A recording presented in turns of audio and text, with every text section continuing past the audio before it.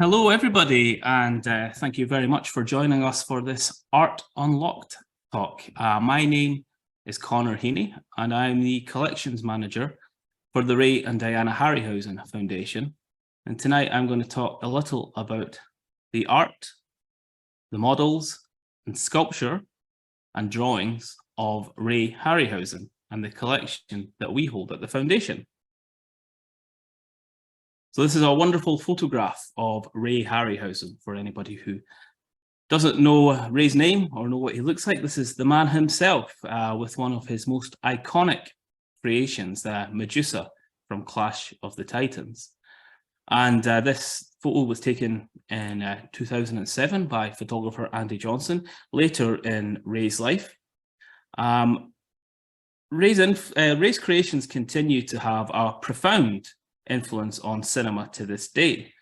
Ray brought his imaginary worlds to life through the art of stop motion animation. Directors such as Peter Jackson, James Cameron, Steven Spielberg, and many more have paid tribute to his impact upon their careers. Upon Ray's passing in 2013, George Lucas was quoted as saying, "Without Ray Harryhausen, there likely would have been no Star Wars." Despite this unparalleled influence, Ray was a very generous and humble man, and he was often taken aback and very flattered by the praise that was heaped upon him by his legions of fans and the filmmakers that had taken such inspiration from his work. So today, the Ray and Diana Harryhausen Foundation care for his collection of models and artwork, so that future generations can learn from his creations and his filmography. There are some 50,000 items in the collection. It's estimated as being the largest collection of animation outside of the Walt Disney Archive. And this really, Ray kind of kept everything which related to his work. So we hold material from all of his films alongside molds, tools, his vast library, audio-visual elements, and of course, the stop-motion models that populated his films. But Ray Harryhausen was more than just a stop-motion animator. Uniquely amongst visual effects technicians, he operated as a one-man industry and was responsible for creating the very concepts for the films that he animated, as well as building the creatures that featured in his work. More than just a technician that was hired by studios to complete the special effects that they had mandated, Ray would instead instigate the film projects that he wanted to work on. And as I mentioned, the Foundation holds material from Ray's entire career, from his earliest experiments as a teenager, such as the image on screen here, through to projects he was working on before his passing, aged 92. From an early age, it was clear that Ray's incredible focus would see him succeed in whatever field that he set his mind to. And this combination of persistence and patience provide a valuable example to animators, artists, and creators everywhere. And this is a 30-minute talk today, so we'll give a sort of brief potted history of Ray's film career. This was the first movie project that Ray worked upon, Mighty Joe Young, in 1949. This movie won an Academy Award for Best Special Effects. And as first assistant on this film, it's estimated that Ray was responsible for around 90% of the animation on screen. Following Mighty Joe Young, Ray really set out by himself and made a series of classic black and white films in the 1950s. The Beast from 20,000 Fathoms, Earth versus the Flying Saucers, It Came from Beneath the Sea, and 20 Million Miles from Earth. These films saw Ray develop the dynamation method. Essentially, dynamation was Ray's trademark for his stop motion technique, and it allowed him to work by himself. He didn't need a huge team of people operating the lights or making glass paintings. Ray could effectively work alone, creating incredible special effects on a low budget, which then would go on to gross large amounts at the box office, making him very popular with the studios and allowing him to continue on future movie projects. The poster here for Seventh Voyage of Sinbad in 1958 was the first colour, or the first major colour stop motion movie, and a very important landmark in Ray's career, and probably one of the most important fantasy films of all time. This film saw Ray move away from the kind of creature on the rampage movies of the 1950s and instead delve into mythology, the Arabian Nights tales, bringing to life the Cyclops, the two-headed roc, the dragon, and of course the living skeleton. And that film turned 65 this year, and it's still as enjoyable now as it was in the late 1950s. Skipping forward a few years, Jason and the Argonauts, probably Ray's best known film, at least here in the UK, and featuring some of his most iconic creatures. Again, this film celebrates a notable anniversary this year as it turns 60 years old. And so this panel, this Art Unlocked panel, will focus primarily on some of the artwork and sculptures for Jason and the Argonauts, which survive in our archive to this day. Clash of the Titans was Ray's final film in 1981, again featuring some iconic creations, the Kraken, Medusa, Boobo the Owl, and many more. It was Ray's highest budget for a film to date. It featured probably his most prominent cast, the likes of Laurence Olivier, Burgess Meredith, Claire Bloom, Ursula Andress, and many more. This was Ray's biggest budget film, featuring more animation than probably all of the Sinbad movies put together, and it's a real way of going out on a high. It was a tremendous success at the box office and cemented Ray's legacy as a titan of cinema. But to look into Ray's work as an artist and a sculptor, we go back to the early 1930s again. Where it all started for Ray was the film King Kong in 1933. Ray was taken to see the movie shortly before his 13th birthday, and it changed his life forever. From the second that he saw this incredible, intangible giant gorilla on the big screen at Grauman's Chinese Theatre in Los Angeles, Ray knew what he wanted to do for the rest of his life. He knew that he wanted to bring creations from his own imagination and create the illusion of movement. Ray would rewatch King Kong hundreds of times throughout his life. We have a diary of a 19-year-old Ray Harryhausen as he was starting off in his career as an animator, and he'd already seen the movie 33 times by 1939. And remember, this is obviously before television, video, Blu-ray, etc. So he'd been to the cinema to see it 33 times, and I'm assured he watched it many, many, many more times in the decades that followed. And this bronze is a tribute to this eternal source of inspiration for Ray. This is actually a bronze that Ray created in the 1980s after his retirement from filmmaking. This is kind of a passion project at home where Ray decided to build this tribute to his favorite film and a sequence of King Kong fighting the T-Rex. Again, a testament to his skills as an artist.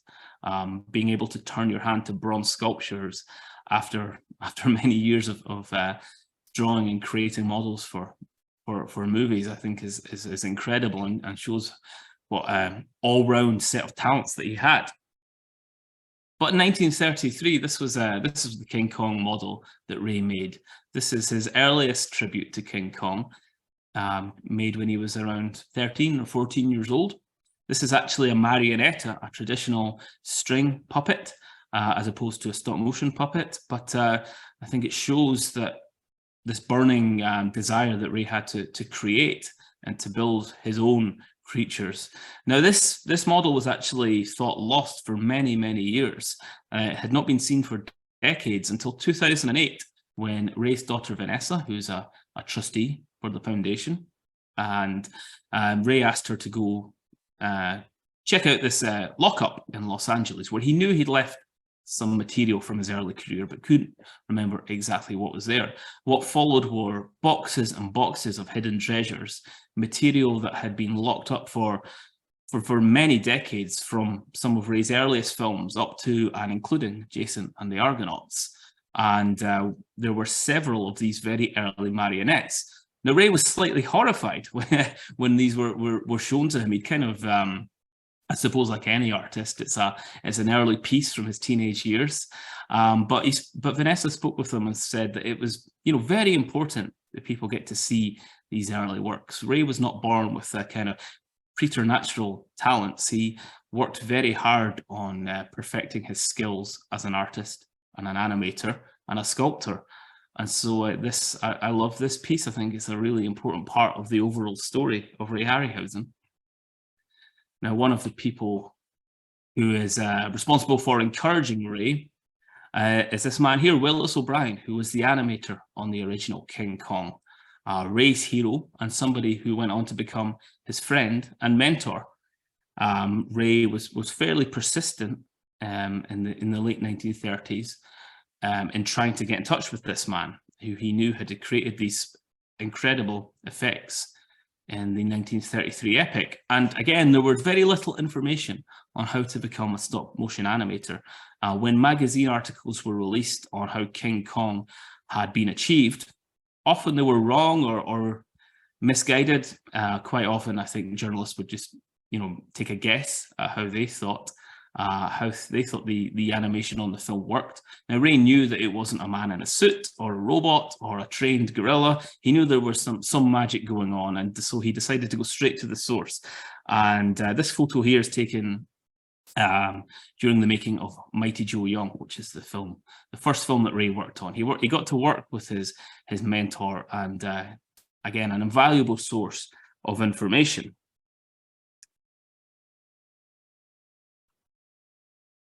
Now, Willis O'Brien was somebody that offered Ray some fairly frank, constructive criticism.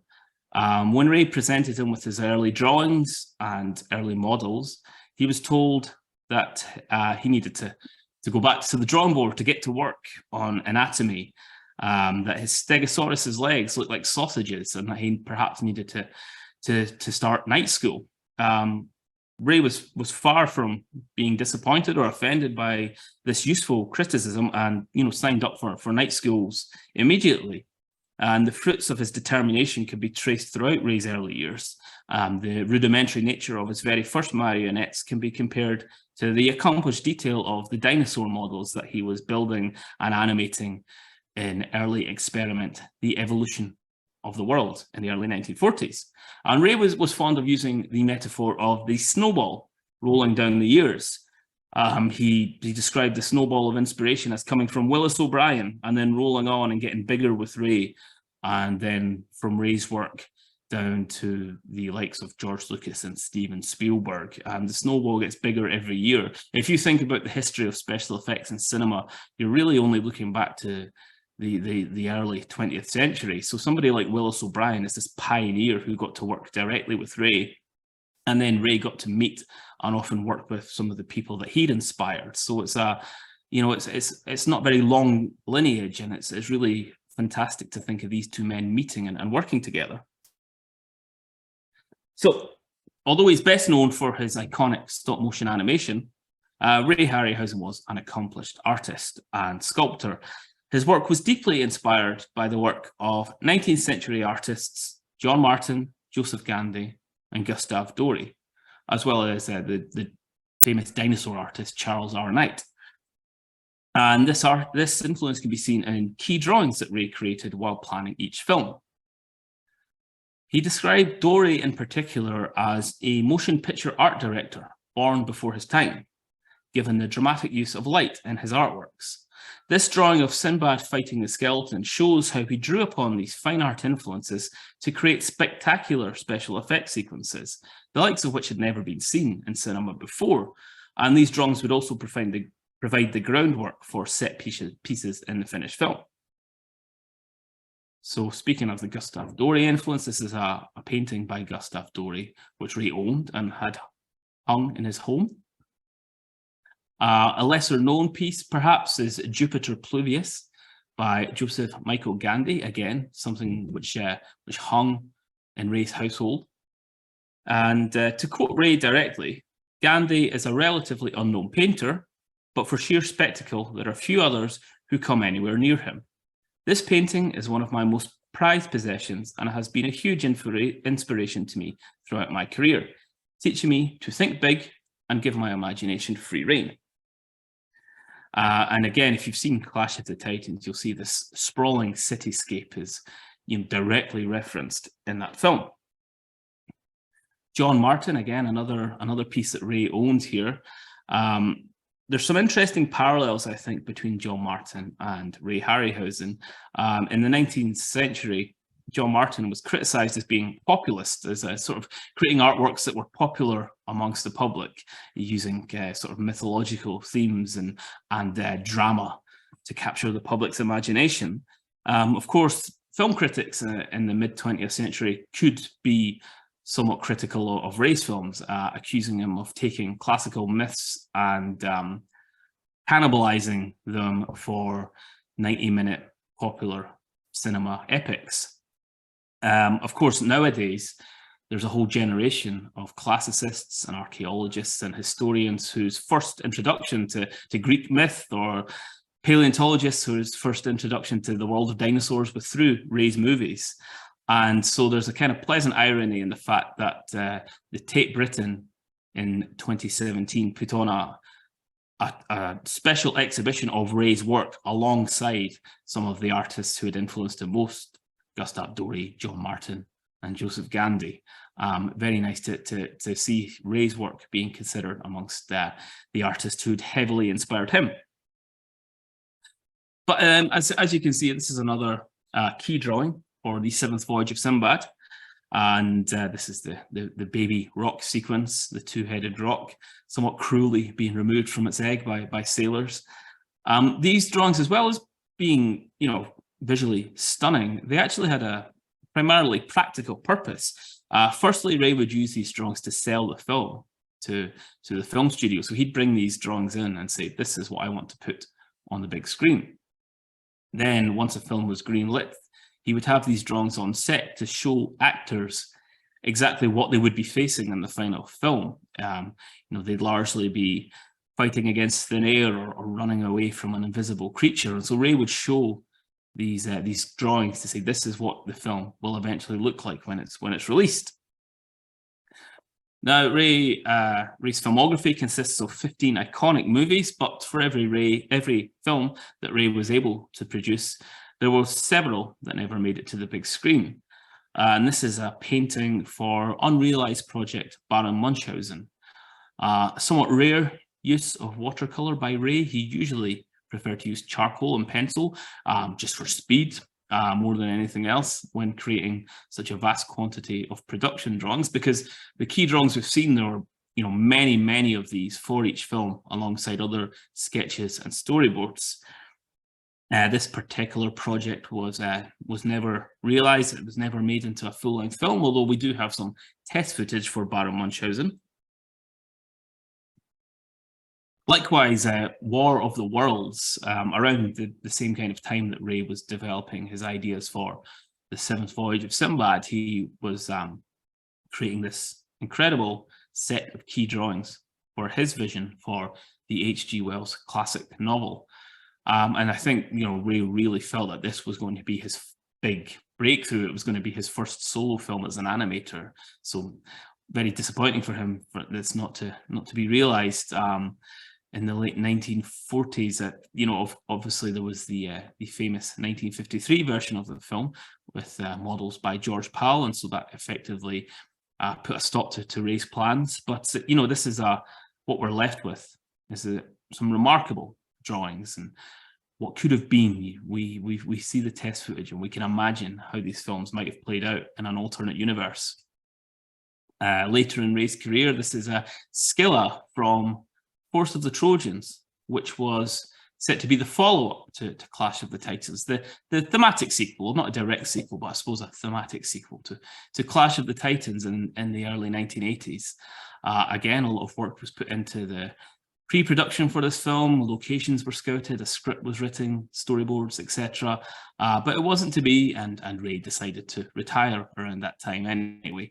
And this piece was immortalized in bronze by Ray in the mid-1990s.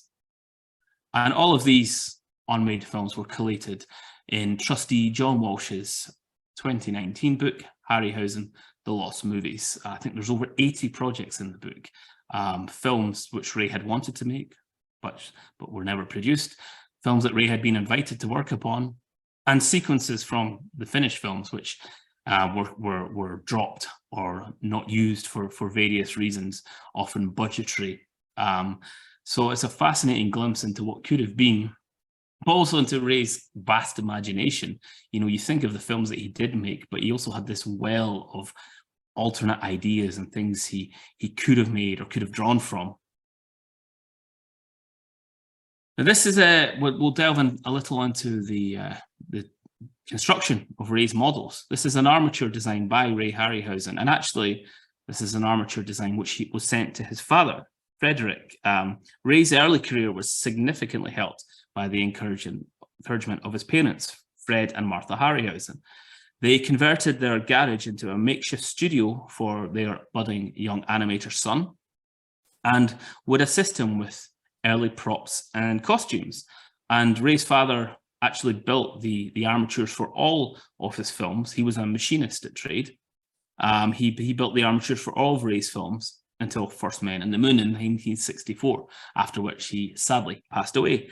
And this armature design for Talos from Jason and the Argonauts shows that just how detailed the work was required to make the construction of these models before they were encased in latex rubber and painted. And this is Ray's parents here. These are Ray's parents, Frederick and Martha Harryhausen. It's hard to overstate how important the encouragement of his parents would be. A repeated piece of advice from his mother seems to have had a lasting impact.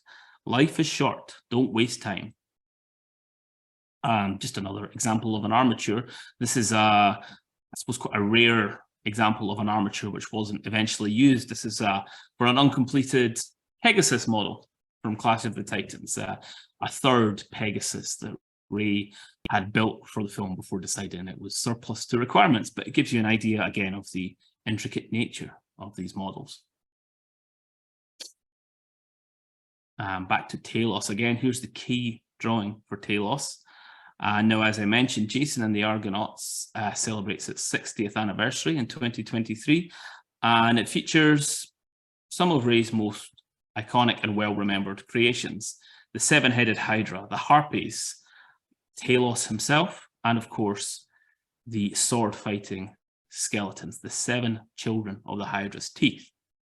This is Talos as he looks today, voted by Empire magazine as the second greatest movie monster of all time, appropriately enough finishing only behind King Kong. I have to say, though, Ray never described his creations as monsters. He always used the word creatures when describing the menagerie that populated his films. He felt monsters was too strong a word, and that in fact these were creatures reacting to the environment around them. Now, these are the skeletons, the children of the Hydra's teeth. Now, this sequence took Ray over 4 months to animate. It's probably the sequence, although it's only 3 minutes long. It's the sequence which Ray is most well remembered for. It's an incredible feat. If you watch it again, I mean, I've seen the skeleton sequence from Jason and the Argonauts countless times, and I'm still astounded every time I watch it at just the amount of different things that were going on. So, as I say, this sequence took Ray 4 months to animate, with the requirement to match so many moving parts from 7 different skeletons against the live action actors. And he actually was able to complete less than a second of footage per day. Again, like all of the key sequences from Ray's film, there was a meticulously planned concept sketch in advance, which would then be shown to the actors who played the Argonauts, Tara Armstrong and his team. And this is a behind-the-scenes photograph of those actors rehearsing the sequence under Ray's supervision. Each of these numbered stuntmen represent one of the skeleton warriors, and the scene would be perfectly choreographed. Then the stuntmen would move away, and the actors would fight against thin air. From there, Ray would take the live action footage and insert his skeletons. Again, it's an incredible, it's one of the most iconic special effects sequences of all time. Here are the skeletons as they look today. Now, these pieces survive particularly well. They are built of a very thin metal armature, which is then wrapped around with cotton wool dipped in liquid latex. And because of this, they've actually survived probably the best out of any of the creatures in the archive. This photo was taken at the Ray Harryhausen Titan of Cinema exhibition in Edinburgh, which was our centenary exhibition for Ray Harryhausen, running from 2020 to 2022. Alongside this exhibition, we also had the book by Vanessa Harryhausen of the same name, Ray Harryhausen Titan of Cinema, through which she celebrated her father's life. And she selected 100 objects from the collection to tell his story, objects which had personal significance to her. She grew up amongst these creations. These were her brothers and sisters, and Ray kept the majority of his models at home. So she grew up amongst all of these models. And it's a really unique insight, I suppose, into growing up amongst cinema royalty, being around these creatures and being on the set of her father's films and watching him sculpt and draw and create. And Talos in Edinburgh. Now, Talos is a different story in terms of how well he survived over the years. Talos was actually in quite a poor condition before our 2020 centenary exhibition. Latex rubber is an organic material. It deteriorates naturally over time. And despite the fact that Ray took great care of his models, often this decay would just accelerate as the years progressed. Thankfully, Ray was very proactive in taking care of his collection, and he hired special effects artist Alan Friswell to proactively conserve, assess, and where needed, repair and restore his model collection. And so we're happy still to be working with Alan to this day. And we have this unique link because Alan didn't just repair the models to Ray instructions. The two spent hours together discussing the philosophy, I suppose, behind this type of restoration. What materials should be used? How far should these restorations go?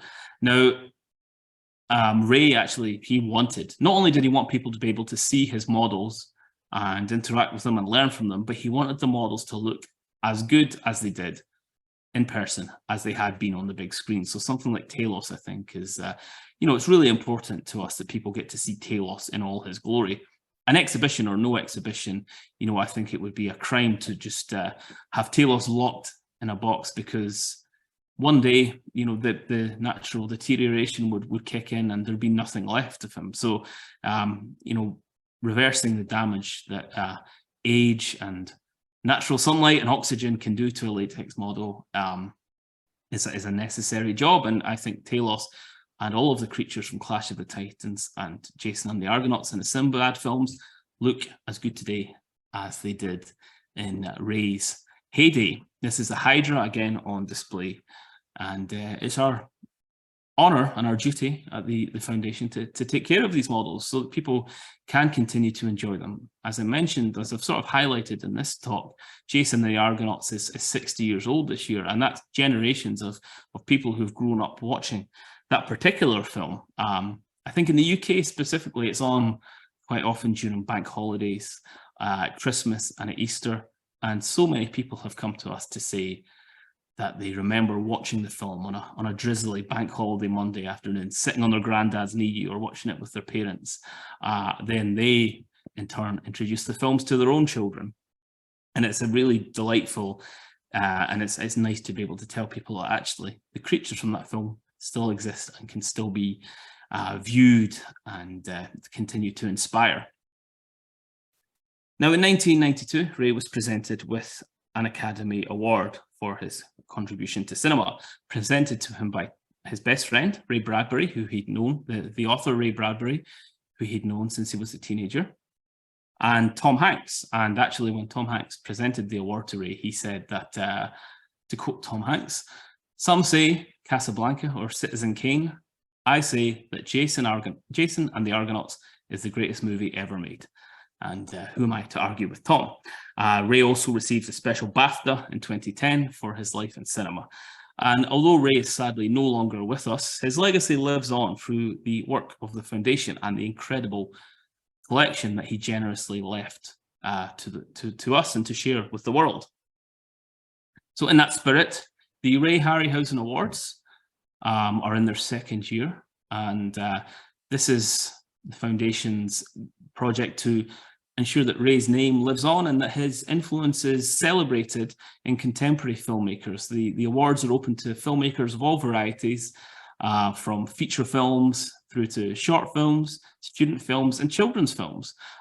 We love seeing under 16s and their first attempts to create stop motion animation. And of course, the way that you make these films is very different from the sort of technology that was available to Ray in the 1930s, but the spirit is still there, the ethos. And so our awards are open until May 31st for entries.